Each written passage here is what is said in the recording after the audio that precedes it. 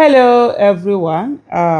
It seems as if another person is threatening to sue Kenneth Okonkwo. This time, it's Chief Achike Udenwa, former governor of Imo State. And this is on social media platforms. So until I don't know whether this has been verified or not, but this is what is out here.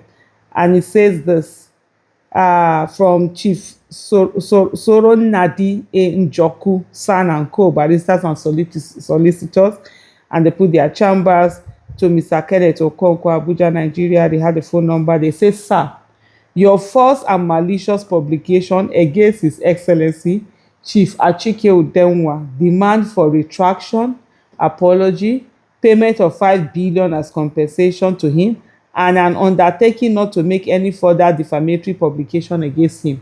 So let me just pause for a moment and think about this thing, that this kind of demand, when they say payment, is it that you do the apology, you retract, or you don't, it's not sounding, or you do the apology, the retraction, and 5 billion. That's the part I don't understand in this kind of this thing when I hear it. I would, or you now sue the person for 5 billion, or is it now that he's going to give the 5 billion based on all of that? But anyway, he say, as counsel to His Excellency Chief Achike Udenwa of Civic Center Layout, Owerri, Imo State, your comments on, of, and concerning him, which you made in your channel's television live interview in the course of your speech in the program Sunrise Daily on the 8th day of June 2026, has been brought to our attention. I need to go and look for that comment and see. Oh, wow. Because I didn't watch. Oh, wow. Wow. In the said interview, you stated thus: that is why the NDC has released a statement that is only the Southeast caucus of the party that was involved in such problems. Onyema Ugochukwu, Achike Udenwa, Peter Obi, and other leaders of Southeast caucus were busy extorting the Southeast aspirants, underlined as ours. Oh, wow. Okay, this is a categorical statement. Lord have mercy. As a legal practitioner, which you claim to be, you know or ought to know the meaning of the word extort and its derivative extorting. See the Chambers Dictionary 10th edition, page 532. Hey! Our client, Chief Achike Uzoma Udenwa, was the executive governor of Imo State for 2 terms of 4 years each. Thereafter, he served as an honorable minister in the federal government of Nigeria.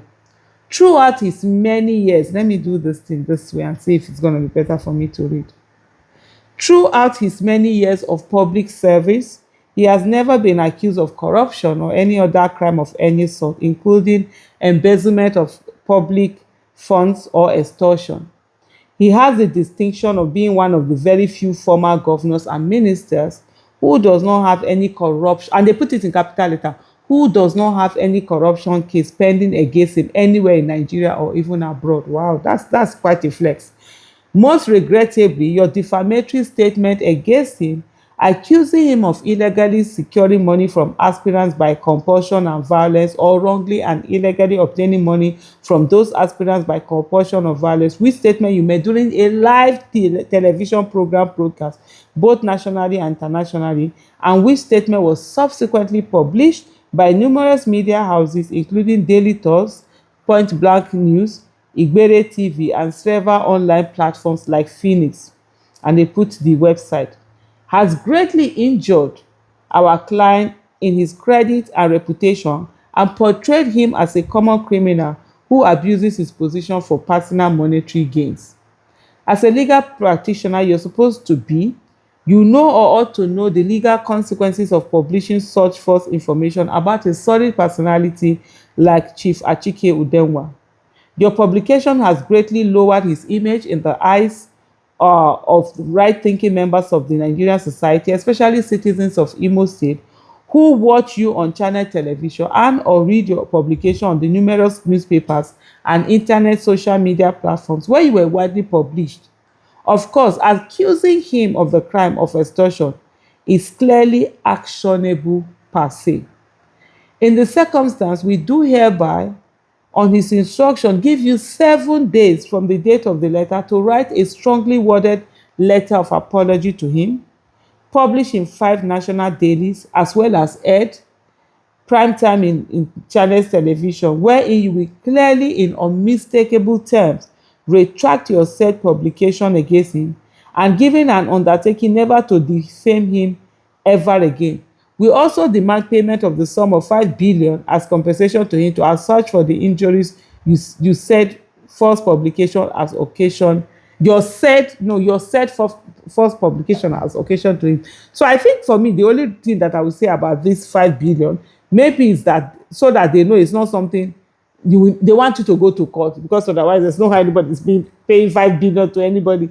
But so that then then go to court and go and prove it in court that you did this. Because if it's the one of apologies alone, I think that's easier. Somebody can easily say, okay, let them come and apologize. But if this kind of money is attached to it, there's no how anyone is coming to apologize. Then it ended by saying, take notice that if the above demands are not strictly met within the stipulated time frame, we have his instruction to commence legal proceedings against you in the appropriate high court in Imo State to claim the said sum of 5 billion naira as damages against you, as well as the appropriate injunctive release against you. Yours faithfully. And then they ended it. Maybe this for me, I think is the one to do legal. It's not the one that, oh, we are saying that you should pay, if we are charging you this, if found that you did this because you give us. No, they are claiming for that 5. So come to court and come and they will follow you to say they want that 5 billion from you. So you come to court and say that no, the reason why you should not pay them that 5 billion naira. For me, honestly, one of the things that I always say to people, even like young people, when they come to me, oh, we want to be doing advocacy, we want to speak, we want to do this thing. I always say to them, don't be the one to break news. Don't ever be in a hurry or want to be the one to go and break news. Even if something is right, let's say, so by the way, I'm not saying this is right. This whole thing, nah, I'm just saying, even if something is right, you're not the one to break it, because by the time you are accusing someone. Accusation is, these are major issue. There was someone that came and said, oh, Peter Obi this, he has gone to court because Peter Obi has also put out this kind of letter. Otherwise, he will sue him. That, oh, Peter Obi this, is it this one thing that say, how can he prove? Then somebody, you know what they now said to him? Somebody on it now said, oh, that he now accused the person that he was always, the person is a lawyer too, that he was always almost thrown away from law school because of rape.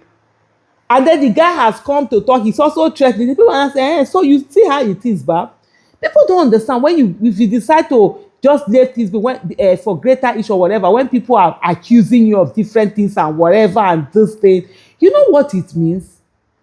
You cannot just come and start accusing people. But anyway, what do I know? They are all lawyers. I'm sure they will sort themselves out. Thank you so much for watching. Bye.